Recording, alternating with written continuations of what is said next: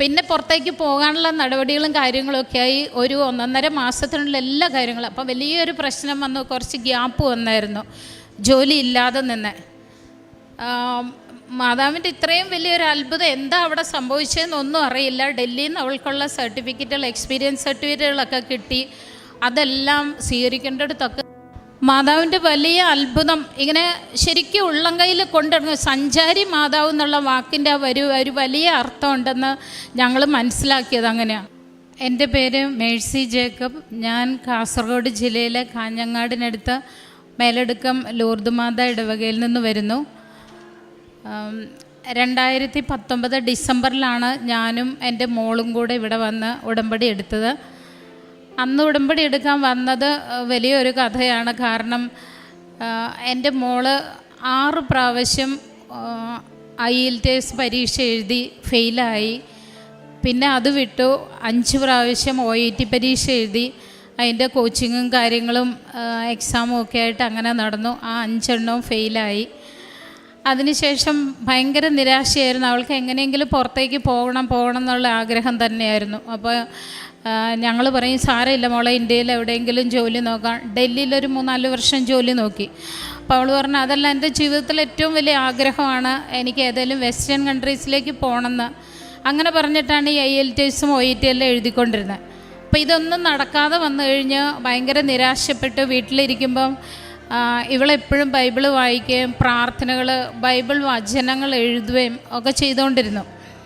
അപ്പോൾ ഒരുപാട് പൈസയൊക്കെ ചിലവായതുകൊണ്ട് ഞങ്ങൾ പറഞ്ഞു, ഇനി ഈ ആവശ്യം പറഞ്ഞ് ഞങ്ങളുടെ അടുത്ത് വരണ്ട, ഒരു കോഴ്സ് പാസ്സായി, സർട്ടിഫിക്കറ്റ് ഉണ്ട്, എവിടെയെങ്കിലും ജോലി ചെയ്യാൻ നോക്കുന്നൊക്കെ പറഞ്ഞിങ്ങനെ നിരുത്സാഹപ്പെടുത്തി. അപ്പോഴും പുള്ളിക്കാരിക്കൊരു പ്രതീക്ഷയായി. ഒരു ദിവസം ഞാനൊരു CBSE സ്കൂളിൽ ജോലി ചെയ്യുന്ന അധ്യാപികയാണ്.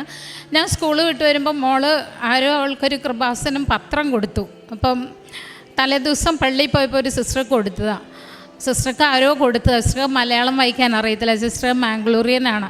അപ്പോൾ ഈ കൊച്ചിന് പത്രം കൊടുത്തു. അവളത് വീട്ടിൽ കൊണ്ടുവന്ന് ഞാൻ പോയതിന് ശേഷം വായിച്ചപ്പം അതിൽ ഒരു സാക്ഷ്യം, ഒരു പെൺകുട്ടി 31 പ്രാവശ്യം IELTS പരീക്ഷ എഴുതിയിട്ട് ഫെയിലായി.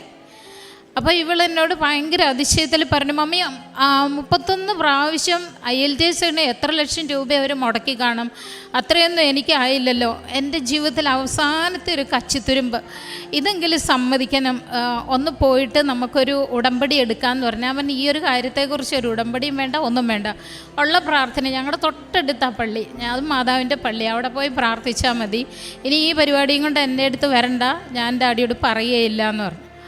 അപ്പോൾ പറഞ്ഞ് അനുവാദം വാങ്ങിച്ച് തരണം എന്നൊക്കെ പറഞ്ഞു. ഇങ്ങനെയൊക്കെ പറഞ്ഞ് ഇവളുടെ കരച്ചിലും സങ്കടവും കണ്ടപ്പോൾ മറ്റൊന്നും നോക്കിയില്ല.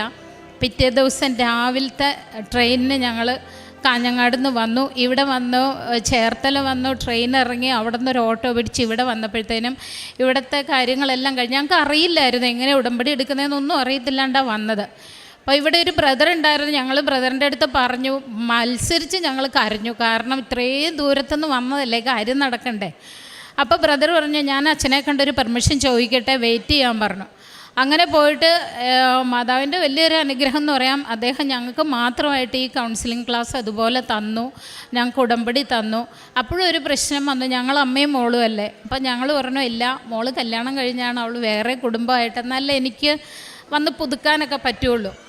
അങ്ങനെ എന്തായാലും 2 പേരും ഉടമ്പടി എടുത്തു. ഉടമ്പടി എടുത്തതിന് ശേഷം പോയിട്ട് 3 മാസത്തെ DHA കോഴ്സ് കംപ്ലീറ്റ് ചെയ്തു. അല്ല, ഉടമ്പടി എടുക്കുന്നതിന് മുമ്പ് DHA പഠിക്കാൻ പോയി. അതിന് ശേഷം വന്ന് ആദ്യത്തെ എക്സാം എഴുതി ഫെയിലായി.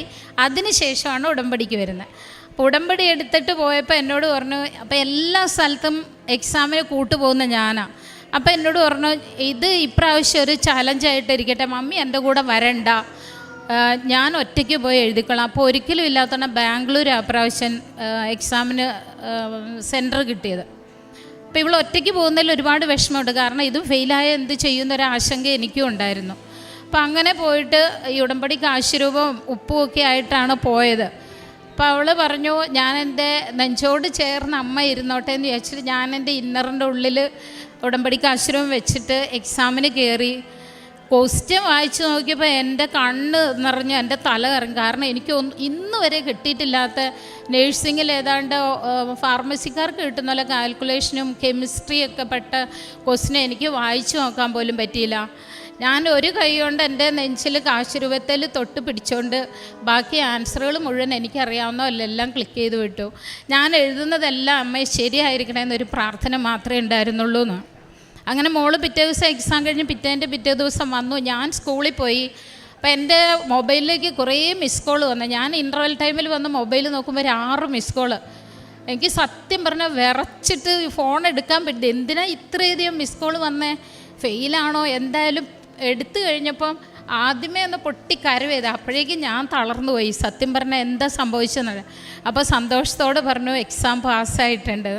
ഭയങ്കര സന്തോഷമായി. അന്ന് വൈകുന്നേരം ചെന്നപ്പം പിന്നെ പുറത്തേക്ക് പോകാനുള്ള നടപടികളും കാര്യങ്ങളൊക്കെ ആയി. ഒരു 1.5 മാസത്തിനുള്ള എല്ലാ കാര്യങ്ങളും. അപ്പം വലിയൊരു പ്രശ്നം വന്നു, കുറച്ച് ഗ്യാപ്പ് വന്നായിരുന്നു, ജോലി ഇല്ലാതെ നിന്ന്. മാതാവിൻ്റെ ഇത്രയും വലിയൊരു അത്ഭുതം എന്താ അവിടെ സംഭവിച്ചതെന്നൊന്നും അറിയില്ല. ഡൽഹിയിൽ നിന്ന് അവൾക്കുള്ള സർട്ടിഫിക്കറ്റുകൾ, എക്സ്പീരിയൻസ് സർട്ടിഫിക്കറ്റുകളൊക്കെ കിട്ടി. അതെല്ലാം സ്വീകരിക്കേണ്ടടുത്തൊക്കെ മാതാവിൻ്റെ വലിയ അത്ഭുതം ഇങ്ങനെ ശരിക്കും ഉള്ളം കയ്യിൽ കൊണ്ടിടുന്നു. സഞ്ചാരി മാതാവ് എന്നുള്ള വാക്കിൻ്റെ ഒരു വലിയ അർത്ഥമുണ്ടെന്ന് ഞങ്ങൾ മനസ്സിലാക്കിയത് അങ്ങനെയാണ്. അപ്പം ശരിക്കും മോളെ ഒരുക്കി വിദേശത്തേക്ക് പോകാം. അപ്പോൾ ഡൽഹിയിൽ ഒരു സ്ഥലത്ത് ദുബൈയിൽ ജോലിക്ക് പോകാം, അവിടെ ചെന്നിട്ട് അന്വേഷിക്കാം എന്നൊക്കെ വിചാരിച്ചു. അപ്പം അന്നൊന്നും ഞങ്ങൾക്ക് ആരും അവിടെ ഉണ്ടായിരുന്നില്ല. അപ്പം ഇവളുടെ കൂടെ ഡൽഹിയിൽ ജോലി ചെയ്തുകൊണ്ടിരുന്ന ഒരു നേഴ്സ് മെങ്കച്ചുണ്ടായിരുന്നു. അവളൊരു പ്രൈവറ്റ് ഹോസ്പിറ്റലിലാണ്. ജിന, നീ ധൈര്യമായിട്ട് കയറിപ്പോരെ, എൻ്റെ കൂടെ താമസിക്കാം. അവർ ഹസ്ബൻഡ് വൈഫ് ഒരുമിച്ചാണ് താമസിക്കുന്നത്. അപ്പോൾ പറഞ്ഞു, പ്രിൻസ് ചേച്ചി ഞാനങ്ങനെ വന്നിട്ടുണ്ട്, എന്താ ചെന്നെ? അത് സാറില്ല, അച്ഛനെ ഞാൻ 1 മാസത്തേക്ക് അങ്ങോട്ടെങ്കിലും മാറ്റിക്കോളാം എന്ന് പറഞ്ഞു. അപ്പം മാതാവ് ഇടപെട്ട വലിയ അത്ഭുതകരമായ ഒരു രീതി, ഒരു സംരക്ഷണം. അപ്പോൾ മോളങ്ങനെ നേരെ ദുബായിക്ക് പോയി. ഞങ്ങളൊരു 30,000 രൂപ ദിർഹമൊക്കെ എടുത്ത് കൊടുത്തു. അവിടെ ചെല്ലുമ്പോൾ എന്തെങ്കിലും ചിലവിനൊക്കെ വേണ്ടേ. അപ്പോൾ പറഞ്ഞു ഒരു 25 മതി, ഞാൻ അഥവാ തിരിച്ചു വന്നിട്ടുണ്ടെങ്കിൽ ആദ്യം ഒരു ഇനിഷ്യൽ സ്റ്റേജിൽ എന്തെങ്കിലും ചെയ്യണം, എൻ്റെ കയ്യിൽ വേണ്ട, ഒരു 5 കൂടി ഇരിക്കട്ടെ എന്ന് പറഞ്ഞിട്ട് അങ്ങനെ ഒരു 25,000 രൂപ അയാൾ ദിർഹമാക്കി കൊടുത്ത് മോളെ പറഞ്ഞു വിട്ടു. അപ്പം അങ്ങനെ പോകാനെല്ലാം റെഡിയായി. ഡേറ്റ് ഫ്ലൈറ്റിന് ടിക്കറ്റൊക്കെ തിരഞ്ഞുകൊണ്ടിരിക്കുകയാണ്. അപ്പം അങ്ങനെ ഇരിക്കുമ്പോൾ ഞങ്ങൾക്ക് പുതിയ വീട് പണിതുകൊണ്ടിരിക്കുക. അപ്പം ഞങ്ങൾ ഈ ഉടമ്പടി വെച്ചപ്പം വീട് പണി വേഗം പൂർത്തിയാകാൻ വേണ്ടിയിട്ട് ആ ഒരു നിയോഗം വെച്ചിട്ടുണ്ടായിരുന്നു ആ കൂട്ടത്തിൽ. അപ്പോൾ മോള് പോകുമല്ലേ, വീടൊക്കെ ഒന്ന് കൊണ്ടേ കാണിക്കാം. അങ്ങനെ പെട്ടെന്ന് പോകാൻ പറ്റുമെന്ന് വിചാരിച്ചതല്ലല്ലോ, പെട്ടെന്ന് സമയ ചുരുക്കത്തിൻ്റെ അമ്മയുടെ ഇടപെടലുകൊണ്ട് മാത്രം പെട്ടെന്നായതാണ്. അതുകൊണ്ട് മോളെ എന്നാൽ വീട് കാണിച്ചു കൊടുക്കാമെന്ന് വിചാരിച്ചിട്ട് ഞങ്ങൾ മോളെ വീട് കാണിക്കാൻ കൊണ്ടുപോയപ്പോൾ അവൾക്ക് ഭയങ്കര ഇഷ്ടമായി. അപ്പോൾ അന്ന് വരെ ഞങ്ങൾ താമസിച്ചിരുന്ന വീടുകളേക്കാളൊക്കെ നല്ല വീട്.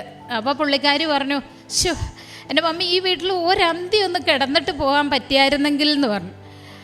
അപ്പോൾ വീട്ടിൽ വന്ന് ഞാൻ ഇങ്ങനെ ഹസ്ബൻഡിനോട് പറഞ്ഞു, ഇങ്ങനെ മോള് പറഞ്ഞു. അത് ഒരു പെയിനായി. കാരണം എന്താ പറഞ്ഞേ, ഇരിക്കുന്ന കൊമ്പേന്ന് വെറുതെ അങ്ങ് ചിറകടിച്ച് പറന്നു പോകുന്ന പോലെയാണ്. അവിടെയും ഒരു പിടിപാടില്ല, ഇവിടെ ഇല്ല. കറക്റ്റ് ഒരു ജോലി കിട്ടിയിട്ടുമല്ല പോകുന്നത്. ഒരു ജോലി തേടി ഒരു പെങ്കൊച്ച് അറിയത്തില്ലാത്ത ഒരു രാജ്യത്തേക്ക് പോകുന്ന അതിൻ്റെ ഒരു സങ്കടം ഞങ്ങൾക്കുണ്ടായിരുന്നു. അപ്പം പുള്ളി ഒരു 90% വീട് പണി കഴിഞ്ഞു. അപ്പോൾ ഡേയും നൈറ്റും കുറേ പണിക്കാരെ വെച്ചിട്ട് പെട്ടെന്ന് വീട് പണി തീർത്തിട്ട് വീട് പണി ഏകദേശം തീർന്നു വന്നപ്പം അവൾക്ക് ഫെബ്രുവരി 18 ടിക്കറ്റ് ഓക്കെ ആയി. അപ്പോൾ അതിൻ്റെ തലേ വർഷം 2019 ഞങ്ങൾ ഉടമ്പടി എടുത്തപ്പം വെച്ചതാണ് ഫെബ്രുവരി 16 നിയോഗം വെച്ചത്. 2020 ഫെബ്രുവരി 16 ഞങ്ങളുടെ വികാരിയച്ഛൻ എടവപ്പള്ളിയിലെ വലിയ പെരുന്നാളിൻ്റെ ദിവസം അതിരാവിലെ വന്ന് ഞങ്ങളുടെ വീട് വെഞ്ചരിച്ച് തന്നു. അപ്പോൾ ആ 16-ാം തീയതി ഒരു രാത്രി മോള് വീട്ടിൽ അന്തി ഉറങ്ങി. പിറ്റേ ദിവസം 17-ാം തീയതി ഞങ്ങൾ മാംഗ്ലൂർക്ക് പോയി. കാരണം 18 മോർണിംഗിലായിരുന്നു ഫ്ലൈറ്റ്. അപ്പം അങ്ങനെ അവൾ ആഗ്രഹിച്ചതുപോലെ ആ ഒരന്തി ആ വീട്ടിൽ ഉറങ്ങാൻ ആ സമയത്ത് ദൈവം അനുവദിച്ചു. അത് ഭയങ്കര ഒരു സംഭവം. കാരണം ആ ഒരു സമയ ചുരുക്കത്തിൽ ആ കറക്റ്റ് ഡേറ്റിൽ അതങ്ങനെ തന്നെ സംഭവിച്ചു. തലേ വർഷത്തെ 16 ഡേറ്റ് ഇട്ട് പ്രാർത്ഥിച്ചു. പിറ്റേ 16 വീട്ടിൽ കൂടി ഒരന്തി അവിടെ ഉറങ്ങാനും പറ്റി. അങ്ങനെ മോള് വിദേശത്തേക്ക് പോയി. അവിടെ എത്തി 1 മാസത്തിനുള്ളിലൊക്കെയുള്ള ചെലവിനും കാര്യങ്ങൾക്കൊക്കെ ഉണ്ട്. 1 മാസമാണ് ഈ ഫ്രണ്ട് താമസിപ്പിക്കാമെന്ന് പറഞ്ഞത്. അവിടെ ചെന്നു ലോക്ക്ഡൗൺ ആയി. പിന്നീട് വിളിക്കുമ്പം ഭയങ്കര സങ്കടമായി. അപ്പോൾ പറഞ്ഞു, മമ്മി ജനൽ തുറന്ന് പുറത്തേക്ക് നോക്കിയാൽ വാഹനങ്ങൾ ഇങ്ങനെ സൈറൺ ഇട്ട് റോഡൊക്കെ സാനിറ്റൈസ് ചെയ്ത് പോകുന്നത് മാത്രമേ കാണാനുള്ളൂ. എന്ന് തിരിച്ചു വരും, എങ്ങനെ വരും എന്നുള്ള ഒരു പ്രതീക്ഷയും വേണ്ട എന്ന് പറഞ്ഞതിന് ശേഷം 4 ദിവസം മോള് ഫോൺ വിളിച്ചില്ല. അപ്പം ഭയങ്കര സങ്കടമായി. ഇപ്പോൾ ഞാൻ എൻ്റെ ഫ്രണ്ട്സൊക്കെ 1-2 പേരൊക്കെ ഉണ്ട്, അവരെയൊക്കെ വിളിച്ച് അന്വേഷിച്ചപ്പോൾ പറഞ്ഞൊക്കെ കുഴപ്പമൊന്നുമില്ല, ജോലി കിട്ടാത്തതിൻ്റെ ഒരു വിഷമമുണ്ടെന്ന്. അപ്പം പിന്നെ ഞാൻ മോളെ വിളിച്ചിട്ട് പറഞ്ഞു, മോള് പേടിക്കണ്ട, നിന്നെ കൊണ്ടുപോയത് കൃപാസന മാതാവാണെങ്കിൽ നിനക്കൊരു ജോലി അമ്മ അവിടെ കരുതി വെച്ചിട്ടുണ്ടാവും, അപ്പോൾ വിഷമിക്കൊന്നും വേണ്ട, പ്രാർത്ഥിക്കണം. അങ്ങനെ എല്ലാ ദിവസവും പ്രാർത്ഥിച്ചുകൊണ്ടിരുന്നു. ഒരു ദിവസം അവിടെ ഒരു പ്രൈവറ്റ് ഹോസ്പിറ്റലിൽ ഇവിടെ കൂട്ടുകാരെല്ലാവരും കൂടി ഒരുക്കി ഇവളെ ഇൻ്റർവ്യൂവിന് വിട്ടു.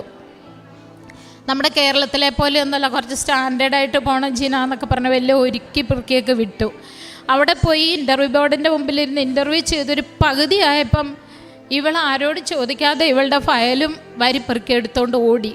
അപ്പം എന്നോട് പറഞ്ഞു, മമ്മി 2 അടി മുന്നോട്ട് വയ്ക്കുമ്പോൾ 4 അടി പുറകോട്ട് വലിക്കുന്ന പോലത്തെ ഒരു ഫീലായിരുന്നു. പേടിയാണോ, വിഷമാണോ, സങ്കടമാണോ, കിട്ടൂല എന്നുള്ള നിരാശയായിരുന്നോ, എന്താ അപ്പോഴത്തെ ഒരു വികാരം എന്ന് എനിക്കറിയത്തില്ല. ഞാൻ ഈ ഫയലും എടുത്തിട്ട് ഓടിയെന്ന് പറഞ്ഞു. അങ്ങനെ തിരിച്ച് റൂമിൽ വന്നു. ഈ അഭയം കൊടുത്ത ആളോട് ഈ വിവരം ഒന്നും പറഞ്ഞില്ല, കാരണം അവരെ ഇറക്കി വിടൂലേ. അപ്പം അങ്ങനെ വീണ്ടും പറഞ്ഞപ്പോൾ ഞാൻ പറഞ്ഞു, മോള് പ്രതീക്ഷയോടെ പ്രാർത്ഥിക്കുക, ദൈവം ഇടപെടും, മാതാവ് ഇടപെടും, സഞ്ചാരി മാതാവല്ലേ, ഞാൻ പറഞ്ഞ് എപ്പോഴും പ്രാർത്ഥിക്കുന്നുണ്ട്, മോളുടെ അടുത്ത് വരും. അങ്ങനെയൊക്കെ പറഞ്ഞിട്ടൊരു 3 ദിവസം കഴിഞ്ഞപ്പം ഏപ്രിൽ മാസത്തിൽ 3-ാം തീയതിയോ മറ്റോ അവൾ പറഞ്ഞു, ഇവിടെ ഗവൺമെൻറ് ഹോസ്പിറ്റലിൽ ഒരുപാട് കോവിഡ് പേഷ്യൻസ് ഉണ്ട്, അപ്പോൾ നേഴ്സുമാർ കൂടുതൽ വേണം, ഇവിടെ നേഴ്സുമാരെ എടുക്കുന്നുണ്ട് എന്ന് പറഞ്ഞു. അങ്ങനെ കൊച്ചു CV ഒക്കെ അയച്ചു കൊടുത്തു. ഒരു 5 ദിവസം കഴിഞ്ഞപ്പോഴത്തേക്കും ഇവർക്ക് അപ്പോയിൻമെൻറ്റ് കിട്ടി. അപ്പോൾ അവർ പറഞ്ഞു, ഒരു 3 മാസത്തേക്ക് നിൽക്കുമെന്ന് പറഞ്ഞിട്ട് ഒരു 3 മാസത്തെ ടെമ്പററി കൊടുത്തു. അതിനുശേഷം അത് 6 മാസത്തേക്ക് എക്സ്റ്റെൻഡ് ചെയ്തു. വീണ്ടും 1 വർഷത്തേക്ക് ചെയ്തു. ആ 1 വർഷമായപ്പോഴേക്കും അവരെ പെർമനൻ്റ് ആക്കി. അത് കഴിഞ്ഞ് 1 വർഷം കൂടി കഴിഞ്ഞപ്പോഴത്തേനും അവളവിടുത്തെ വൺ ഓഫ് ദ ബെസ്റ്റ് സ്റ്റാഫായിട്ട് അവൾക്ക് വലിയ അഭിനന്ദനങ്ങളും സമ്മാനങ്ങളും ഒക്കെ കിട്ടി. അതിനുശേഷം ഏറ്റവും വലിയ ഹോസ്പിറ്റലായി, ആ ഹോസ്പിറ്റൽ തന്നെ ഉയർത്തപ്പെട്ടു. ഈ അടുത്ത ദിവസം UAE നമ്പർ 1 ഹോസ്പിറ്റലായിട്ട് അവൾ ജോലി ചെയ്യുന്ന ഹോസ്പിറ്റൽ വീണ്ടും അംഗീകാരം നേടി. അപ്പോൾ അതൊക്കെ വലിയ സന്തോഷത്തിൻ്റെ, പരിശുദ്ധ അമ്മയുടെ ശക്തമായിട്ടുള്ള ഇടപെടലിൻ്റെ ഒരു കാര്യമായിരുന്നു. അതുപോലെ മോളുടെ പഠിത്തം, ജോലി, ഞങ്ങളുടെ വീട്, അതുപോലെ ഒന്നായിരുന്നു ഞങ്ങൾക്ക് കുടിവെള്ളം. ഞങ്ങൾ എവിടെ താമസിച്ചാലും പല സ്ഥലത്തും കിണർ കുഴിക്കും, വെള്ളം വേനൽക്കാലമാകാൻ പറ്റും, അങ്ങനെ ഭയങ്കര കുടിവെള്ള പ്രശ്നം ഉണ്ടായിരുന്നു.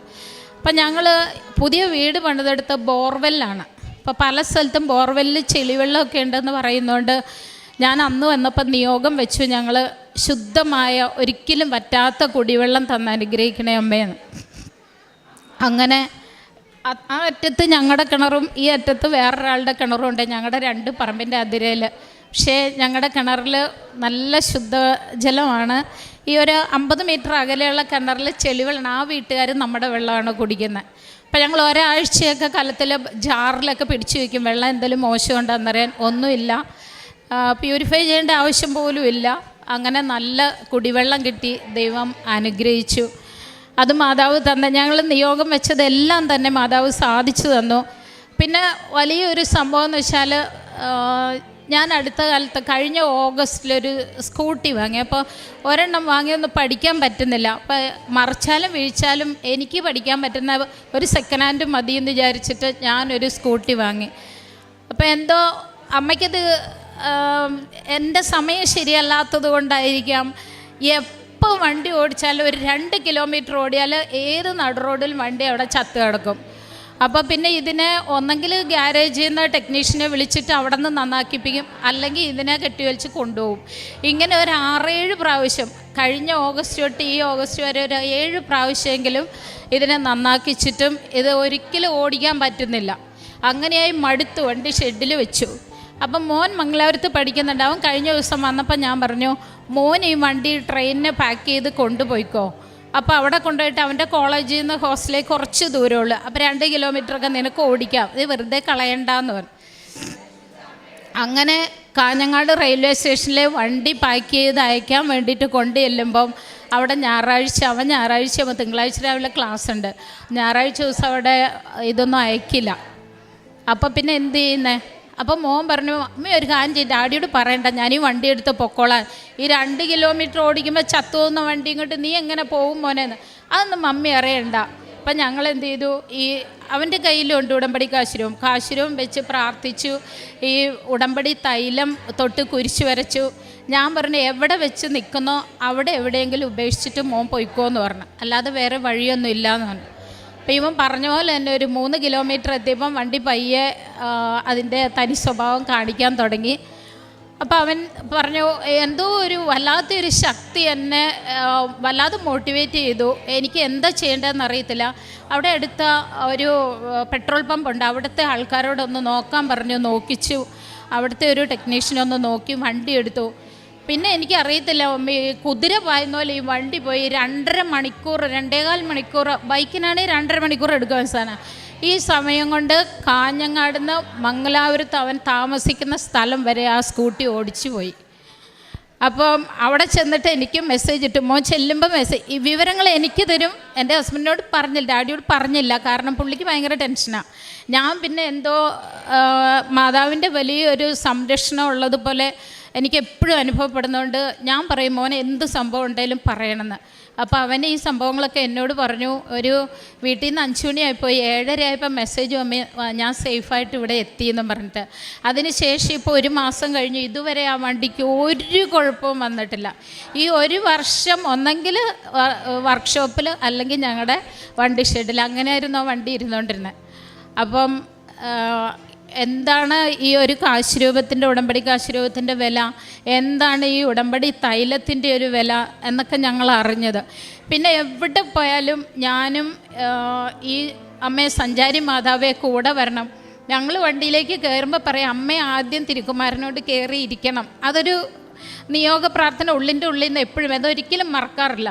ഞാൻ എപ്പോഴും ഉടമ്പടി കാശുരൂപം കൊണ്ട് നടക്കും. എവിടെ പോയാലും എനിക്ക് മുമ്പേ അമ്മ ചെന്ന് എനിക്ക് വേണ്ടത് ചെയ്തു തരണം ഇങ്ങനെ പറഞ്ഞ് പ്രാർത്ഥിക്കും. അപ്പം കഴിഞ്ഞ മാസം ഒരു 3 ആഴ്ച മുമ്പ് ഞങ്ങൾ ഇരുട്ടിയിൽ ഞങ്ങളുടെ ഒരു ബന്ധു മരിച്ചതിൻ്റെ 41-ന് പോയിട്ട് രാവിലെ പോയി തിരിച്ചു വന്നപ്പോൾ ഹസ്ബൻഡ് കുറച്ച് ഡയബറ്റിക്കൊക്കെ, അപ്പം കുറച്ച് ബുദ്ധിമുട്ടുണ്ട്, വണ്ടിയൊക്കെ ഓടിക്കുക, ക്ഷീണമൊക്കെ. പയ്യന്നൂരിന് ഒരു 5 കിലോമീറ്റർ അപ്പുറം വെച്ചിട്ട് ഞങ്ങൾ തണുത്ത വെള്ളവും ജ്യൂസൊക്കെ കുടിച്ചിട്ട് മെല്ലെ വണ്ടി എടുത്ത് വന്നു. പക്ഷേ പയ്യന്നൂർ കോളേജിൻ്റെ അവിടെ എത്തിയപ്പം ഞാൻ നല്ല ഉറക്കമായിരുന്നു. മാലപ്പടക്കം പൊട്ടുന്ന പോലെ പട്ടപ്പട ഒച്ച കേട്ടി. എന്താണെന്നൊന്നും മനസ്സിലായില്ല. ഞങ്ങൾ നടു റോഡിൽ ഇങ്ങനെ മുഖത്തോട് മുഖം നോക്കിയിരുന്നു. ആരുടെയോ വണ്ടി ഇടിച്ചതാണെന്ന് ചോദിച്ചു. അപ്പോൾ ആൾക്കാരെല്ലാം ഞങ്ങളുടെ വണ്ടിയുടെ നേരെ ഓടി വരുന്ന കണ്ടപ്പോഴാണ് മനസ്സിലായത് ആക്സിഡൻ്റ് ആയത് ഞങ്ങളുടെ വണ്ടിയാണ്. നോക്കുമ്പോൾ ബസ് നിർത്തിയിട്ട് ഈ ബസ്സും കാറും കൂടി പക്ക നടു റോഡിൽ നിന്ന് തമ്മിലടിച്ചു. വണ്ടിയുടെ ഒരു ഭാഗം മുഴുവൻ പോയി. പക്ഷേ ഇതാ പറഞ്ഞ, ഞങ്ങൾ അറിഞ്ഞില്ല ഞങ്ങളുടെ വണ്ടി ആക്സിഡൻ്റ് ആയെന്ന് പോലും ഞങ്ങൾക്ക് മനസ്സിലായില്ല. അവസാനം ഈ വണ്ടി കെട്ടിവലിച്ച് കൊണ്ടുപോകുന്ന വാഹനം വന്ന് ഈ വണ്ടി കൊണ്ടുപോയി. ഒരാഴ്ചയ്ക്ക് നന്നായിട്ട്. അപ്പോൾ ഞാൻ പറയുന്നത്, ഈ സഞ്ചാരി മാതാവ് എപ്പോഴും എല്ലാവരും, എൻ്റെ ദൈവമക്കളെ എല്ലാവരും പ്രാർത്ഥിക്കണം അമ്മയോട് കൂടെ വരാൻ. എവിടെ പോയെന്നാലും ഏത് പാതാളത്തിലും ഏത് അപകടത്തിൽ നിന്നും അമ്മ നമ്മളെ സംരക്ഷിക്കും.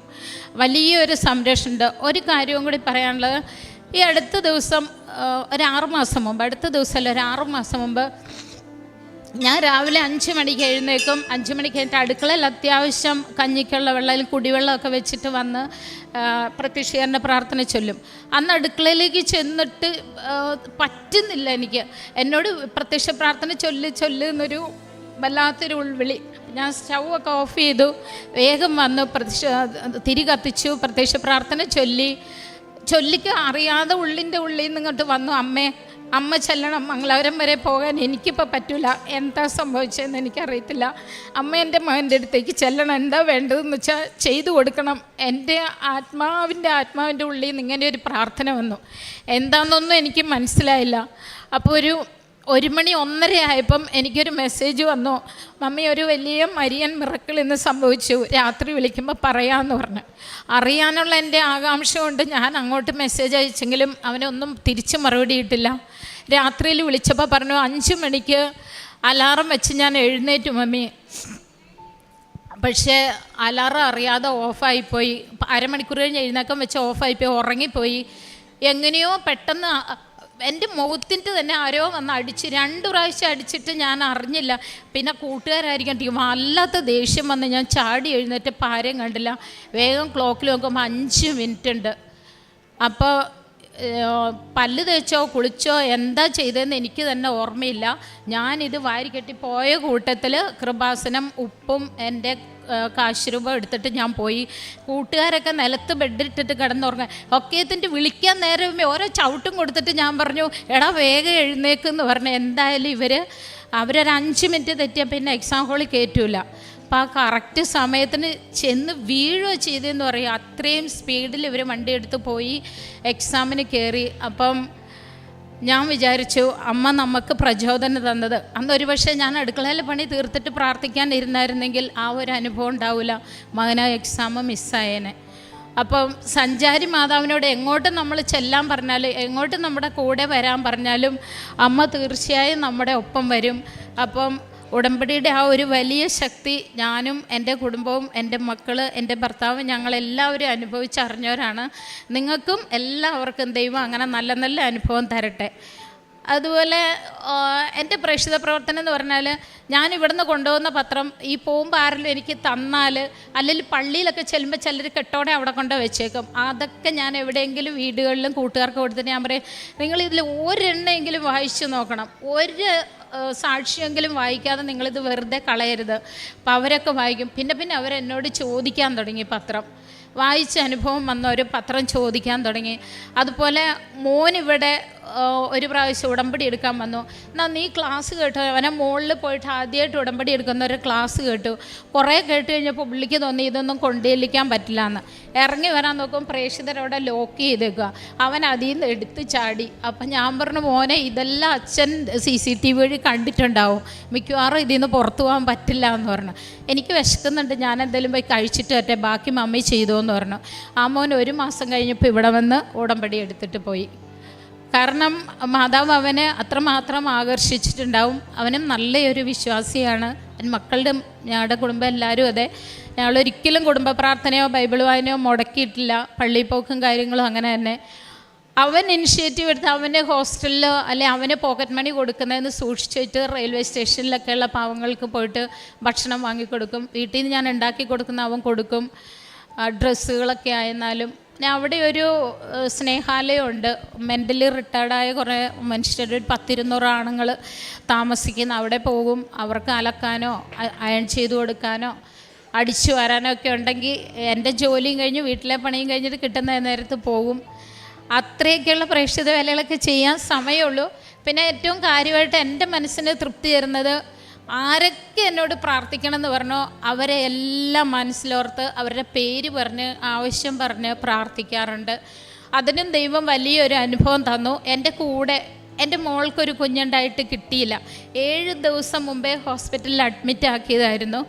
പക്ഷേ എന്നിട്ടും പ്ലസൻ്റ സപ്പോർട്ട് കൊടുക്കാത്ത ഒരു 8 മിനിറ്റിൻ്റെ ലാഗിൽ ആ കുഞ്ഞിനെ നഷ്ടപ്പെട്ടു. ആ ഒരു വേദന ഞങ്ങൾക്ക് എല്ലാവർക്കും ഉണ്ട്. അതുകൊണ്ട് പ്രത്യേകിച്ചും കുഞ്ഞുങ്ങളില്ലാത്ത ദമ്പതികൾക്ക് വേണ്ടിയിട്ട് ഞങ്ങൾ പ്രത്യേകം പ്രാർത്ഥിക്കും. അങ്ങനെ 3 ടീച്ചേഴ്സുണ്ട് എൻ്റെ സ്കൂളിൽ വർക്ക് ചെയ്യുന്നത്. അവർക്കും എൻ്റെ മോൾക്കും വേണ്ടി ഞാൻ പ്രാർത്ഥിക്കും. ഇപ്പോൾ ഈ കൃപാസനം പത്രം അവർ 3 പേരും അക്രൈസ്തവരാണ്. അവർക്ക് ഞാൻ കൊടുക്കും. അവർക്ക് അതിലൊരു പെൺകുട്ടി നല്ല വിശ്വാസമുണ്ട്. കാരണം അവളുടെ ചേച്ചിയുടെ കല്യാണം കഴിഞ്ഞിട്ട് 8 വർഷമായി മക്കളില്ല. അവളുടെ കല്യാണം കഴിഞ്ഞിട്ട് 6 വർഷമായി മക്കളില്ല. അപ്പം ഞാൻ പറയും, ടീച്ചറെ ഈ പേപ്പർ വായിക്കണം, കളയരുത്, ഇതിലെ സാക്ഷ്യങ്ങളെല്ലാം വായിക്കണം. അപ്പം അവർ ഹസ്ബൻഡിൻ്റെ അടുത്തേക്ക്, അവരും ദുബായില്ല, പോകുമ്പോൾ നീ കൊണ്ടുപോയിക്കോ, അവിടെ പോയിട്ട് എനിക്കിതേ തന്നു വിടാനുള്ളൂ. എന്തായാലും കഴിഞ്ഞ മാസം പറഞ്ഞു, ഒരു 4 മാസം ആകട്ടെ, കുഞ്ഞിനെ അനക്കമൊക്കെ വെച്ചിട്ട് ടീച്ചറിനെ അറിയിക്കാമെന്ന് ചോദിച്ചിട്ടാണ്. 4 മാസം ഗർഭിണിയാണ്. അടുത്ത മാസം നാട്ടിലേക്ക് വരുന്നുണ്ട്. ഭയങ്കര സന്തോഷമാണ്. അപ്പം ഈ കൂടിയിരിക്കുന്ന എല്ലാ മക്കളെയും പരിശുദ്ധ അമ്മ കൃപാസനം മാതാവ് ഒരുപാട് അനുഗ്രഹിക്കട്ടെ എന്ന് പ്രാർത്ഥിച്ചുകൊണ്ട് നിർത്തുന്നു.